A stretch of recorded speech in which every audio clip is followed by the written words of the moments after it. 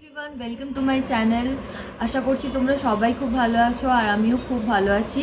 আজকে দেখো আমি সকাল সকাল একটা ব্লগ শ্যুট করছি। এখন বাজে সকাল 8টা। তো আমি ঘুম থেকে উঠলাম, ঘুম থেকে উঠে আমার সমস্ত টুকটাক যে কাজগুলো থাকে সেগুলো করে এখন আমি গরম জল খাচ্ছি। আর ভাবলাম আজকে সারাদিন আমি কি করছি কি না করছি সেগুলো তোমাদের সাথে শেয়ার করি। আর আমি প্রথম, এটা আমার বাংলা ব্লগ। তো আমি এর আগে কোনোদিনও ব্লগ করিনি। যদি কিছু ভুল হয়ে থাকে তাহলে প্লিজ তোমরা সেটা আমাকে বলো যে কোথায় আমাকে কারেক্ট করতে হবে বা কিছু। তো দেখতে থাকো আমি সারাদিন কি করি কি না করি, আর তার সাথে আমি অনেক কিছু তোমাদের সাথে শেয়ারও করব। টুকটাক জিনিস আমার শেয়ারও করার আছে তোমাদের সাথে। তো চলো দেখতে থাকো।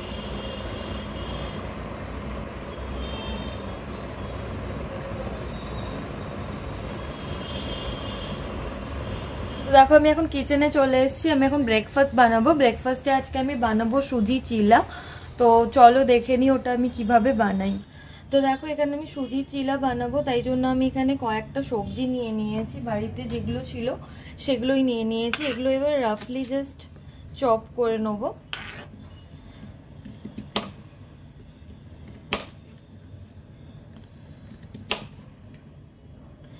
এইটা আমি আর নিচ্ছি না, দরকার নেই এতটা আমার।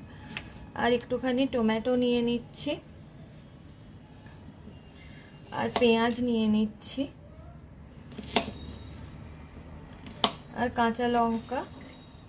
এইভাবে আমি সবকিছু এইভাবে রাখলাম। দেখো যেগুলো কেটেছিলাম সব এখানে দিয়ে দিলাম।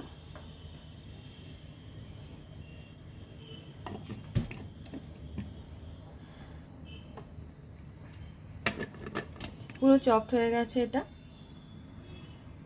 মোটামুটি রোস্ট হয়ে গেছে। এবার এগুলো সব আমি ব্লেন্ড করে নেবো একসাথে। গ্যাসটাকে আমি অফ করে দিচ্ছি। এই চপারটার মধ্যেই আমি সমস্তটা ঢেলে দিলাম। ওটা জল দিচ্ছি।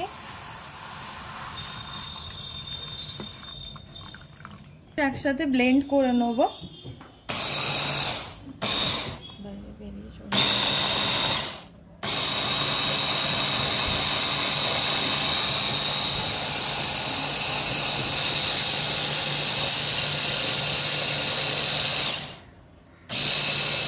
দেখো এটা হয়ে গেছে।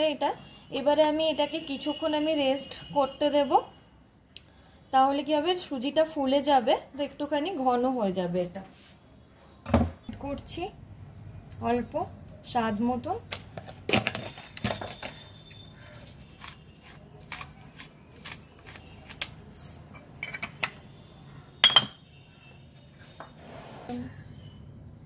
এবার এটাকে আমি মিশিয়ে নিয়ে কিছুক্ষণের জন্য রেস্ট করব, তারপরে এটা ফ্রাই করব।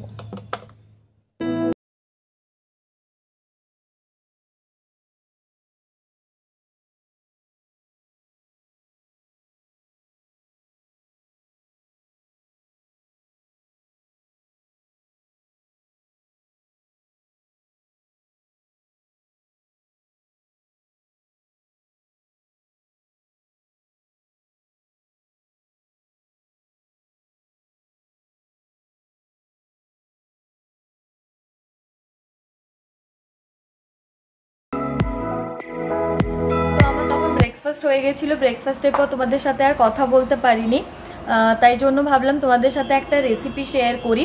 তো এখন আমি কিচেনে চলে এসেছি। আমার হ্যাপি ফুড উইথ টিনার জন্য আজকে ভিডিও বানাবো। তো আজকে আমি বানাবো শাহি পনির। তো ভাবলাম তোমাদের সাথে রেসিপিটাও আমি শেয়ার করে নিই। তো চলো চটপট করে রেডি করে নিই রেসিপি। তার কারণ এখন 12:30টা বেজে গেছে, প্রচুর দেরি হয়ে গেছে।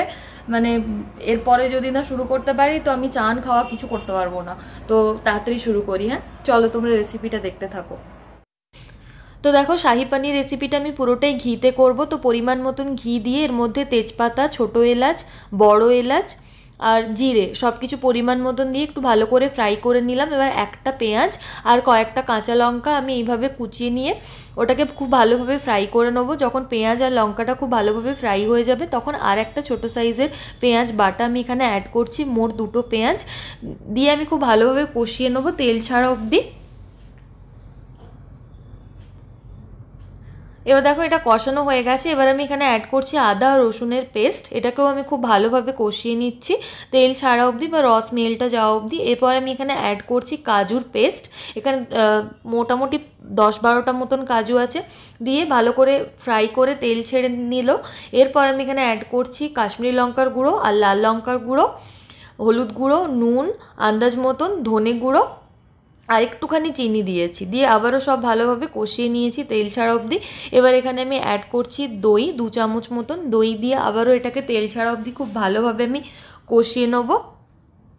কষানো হয়ে গেলে আমি এখানে অ্যাড করব টমেটো পেস্ট। এখানে একটা ছোটো সাইজের টমেটো আছে, দিয়ে আবারও আমি তেল ছাড়া অবধি ভালোভাবে কষিয়ে নেবো। দিয়ে আমি এখানে অ্যাড করছি শাহি গরম মশলা, দিয়ে আবার একবার ভালো করে কষিয়ে নেবো। তারপর এখানে অ্যাড করছি ঈষৎ উষ্ণ দুধ 1 কাপ মতন, দিয়ে এখানে পনিরগুলো অ্যাড করে খুব ভালোভাবে একটু মিশিয়ে নেবো। দিয়ে এখানে আমি কাসুরি মেথি হাত দিয়ে এইভাবে ক্রাশ করে নিয়েছি, দিয়ে ওটাকে আমি অ্যাড করলাম।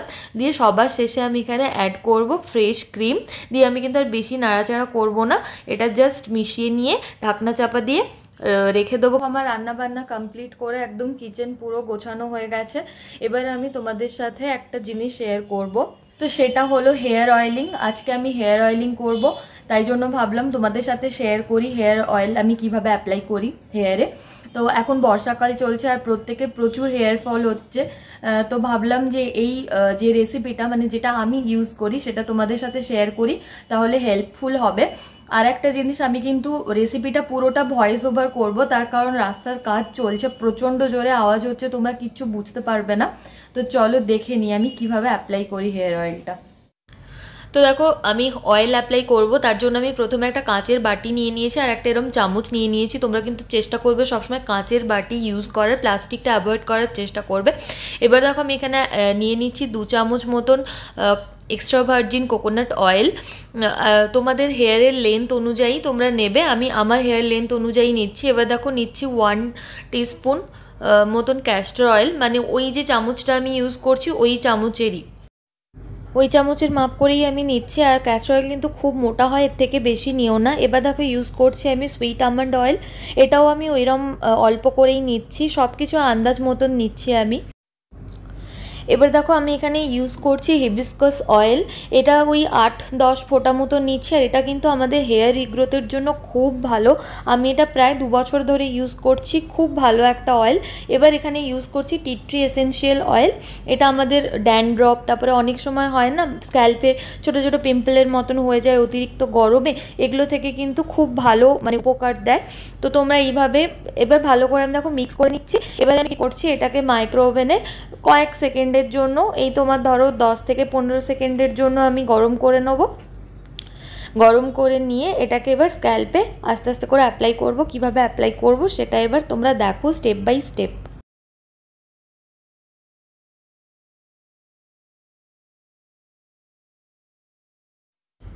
তো দেখো অয়েলটা অ্যাপ্লাই করব আমি এই কটনটা নিয়ে নিয়েছি, এবারে খুব ভালো করে আমি হেয়ারটাকে কম করে নিচ্ছি।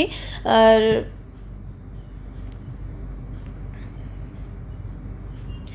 দিয়ে আমি দেখো এইভাবে পার্ট করে করে হেয়ারে অল্প অল্প করে আমি অয়েল লাগিয়ে নিচ্ছি। দেখো স্ক্যাল্পে লাগাচ্ছি, তার সাথে সাথে আমি কিন্তু হেয়ারেও লাগিয়ে নিচ্ছি, তোমরা দেখতে পাবে।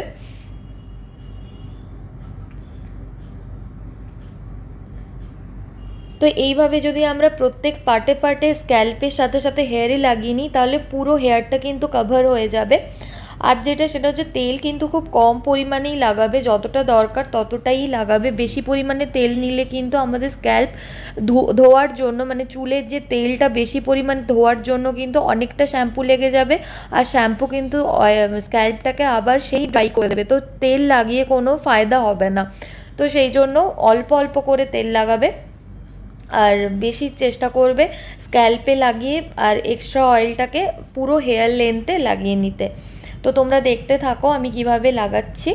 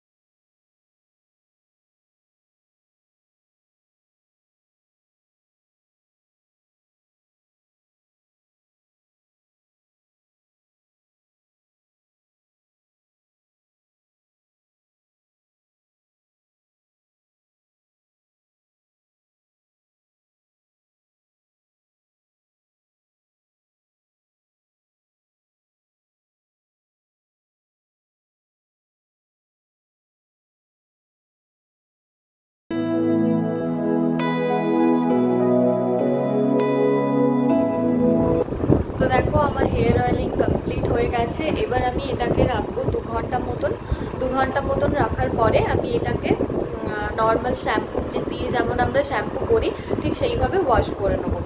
আর আরেকটা কথা তোমাদেরকে বলছি, সেটা হচ্ছে তেল কিন্তু সবসময় অনেক অনেক মাখবে না, তোমার যেইটুকু দরকার মানে চুলের লেন্থ যতটা সেই অনুযায়ী মেখো। তার কারণ বেশি যদি তেল মেখে নাও না তাহলে কিন্তু বেশি পরিমাণে তোমার আবার শ্যাম্পুও লাগবে, আর বেশি শ্যাম্পু ইউজ করা কিন্তু আমাদের স্ক্যাল্পের জন্য একদমই ভালো নয়। তাহলে কিন্তু সেই আবার আমাদের স্ক্যাল্পটা ড্রাই করে দিচ্ছে অতিরিক্ত শ্যাম্পু। তো এটা মাথায় রাখবে সবসময়। আর সবসময় চুল ভালো রাখার জন্য কিন্তু যে কয়েকটা জিনিস মাথায় রাখবে সেটা হলো, আমারও চুল খুব ভালো না তবুও আমি বলছি, মানে আমার এক্সপিরিয়েন্স থেকে আমি বলছি, আমারও চুল ঠিকঠাক, খুব বড় খুব সুন্দর না, তবুও বলছি আমি, সেটা হলো চিরুনি। তোমার যেই চিরুনি তুমি ইউজ করো সেটা কিন্তু তোমার আলাদা হতে হবে। একই চিরুনি বাড়ির সবাই ইউজ করছে, সেই চিরুনি দিয়েই তুমি চুল আঁচড়ে দিচ্ছ, সেইরকম করলে কিন্তু হবে না। তোমার আলাদা পার্টিকুলার একটা আলাদা চিরুনি থাকবে। আর তার সাথে সাথে সেটা হলো প্রতি সপ্তাহে একবার করে ভালো করে চিরুনিটাকে ওয়াশ করবে। তাহলে কিন্তু দেখবে অনেকটা মানে চুলের মানে স্ক্যাল্পের যে প্রবলেমগুলো হয়, যেমন তোমার ধরো ড্যান্ড্রফ, তারপরে হেয়ার ফল, আর তোমার চুলে না অনেক সময় স্ক্যাল্পের মধ্যে ছোট ছোট ব্রণ বা পিম্পলের মতন হয়ে যায়, সেগুলো থেকে অনেকটা মানে কম মানে অনেকটা হবে না এগুলো যদি তুমি মেনটেন করো। অনেক জ্ঞান দিয়ে ফেলেছি, জানি না জ্ঞানগুলো কাজে লাগবে কিনা। তো যদি কাজে লাগে তাহলে অবশ্যই জানিও আমাকে যে হেল্প হয়েছে কিনা কিছু। তো আমি এবার 2 ঘন্টা রাখবো, 2 ঘন্টা পরে ওয়াশ করে নেবো, নর্মাল শ্যাম্পু কন্ডিশনার লাগিয়ে নেবো, দিয়ে তোমাদেরকে চুলটাকে ড্রাই করে তারপরে দেখাবো, ঠিক আছে?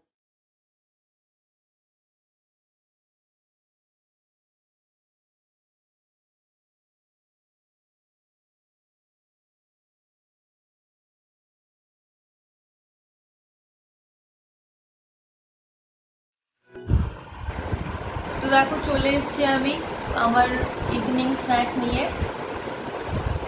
আমি আর তোমাদের সাথে কথা বলতে পারিনি, চুলটা তখন যে বলেছিলাম তোমাদেরকে চুলটা শুকনো করলে দেখাবো, তো আমার আর খেয়াল ছিল না, আমি অন্যান্য কাজ করছিলাম তো আমি ভুলে গেছিলাম। তো দেখো এখন চুলটা আমি জাস্ট এমনি নর্মালি শুকনো হয়ে গেছে, হাওয়াতেই শুকনো হয়ে গেছে, আমি আলাদাভাবে শুকনো করিনি। আর আমি একটা সেরাম অ্যাপ্লাই করে নিয়েছিলাম শ্যাম্পু করে নেওয়ার পর, লরিয়েলের একটা সেরাম অ্যাপ্লাই করে নিয়েছিলাম। তো তোমরা যে কোনো সেরাম অ্যাপ্লাই করতে পারো, মানে তোমরা যেই সেরাম তোমরা নিজে ইউজ করো সেই সেরাম তোমরা ইউজ করতে পারো। তো সেটা করে নিয়েছিলাম, ব্যাস তারপরে মানে ভেজা চুলে, তারপরে এমনি থেকেই চুলটা নিজের থেকেই শুকনো হয়ে গেছে।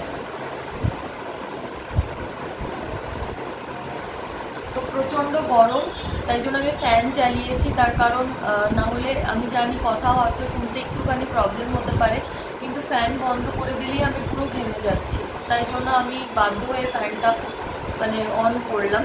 তো ঠিক আছে, এবার আমি একটুখানি টিভি দেখবো, টিভি দেখতে দেখতে আমি একটুখানি স্ন্যাক্স করবো, খুব খিদেও পেয়ে গেছে। তো আজকে আমি আর ব্লগটা বেশি দূর অব্দি করবো না, এখন বাজে সন্ধ্যে 7টা।